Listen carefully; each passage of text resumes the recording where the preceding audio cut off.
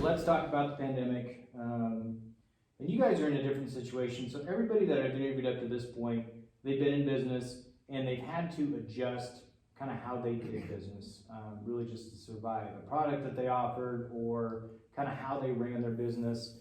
And I wanted to, the focus has really been on the positive. There's been so much negative, but I wanted the business owners to focus on the positive of the pandemic. So for you guys, you touched on it a little bit, but just kind of talk about how COVID-19 has affected your process as far as wanting to open.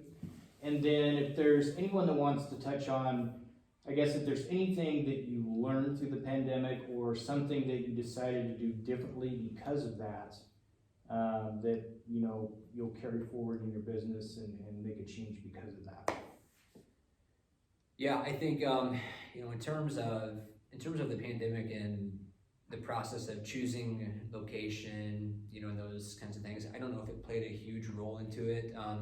The biggest thing was, I guess, overall capacity and what would happen if we did have to cut, capacity by 50%. Well, we have to have a certain number of clientele come in every day for our break even. And so if that number and our overall capacity, if those numbers aren't jiving, then we have to alter the tap room in a way where we can maximize our space.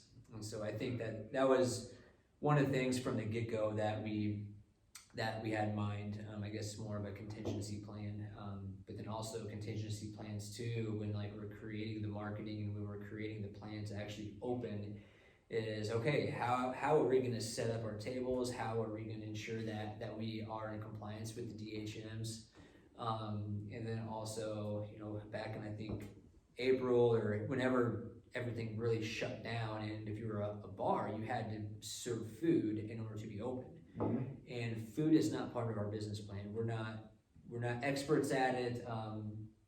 That's just not what we were going to do. Sure. And so it's okay, well, if we have to serve food, what can we do? And so trying to be creative with food trucks or partnering up with other companies in town, restaurants in town, seeing if we can do some kind of partnership thing. Sure. Or offer some kind of packaged goods that we can, it's food, so does that count? Mm-hmm. Just really being creative to something that we didn't set sail on in terms of our overall business plan, but how do you pivot? Because in 2020 you have to pivot. Yeah.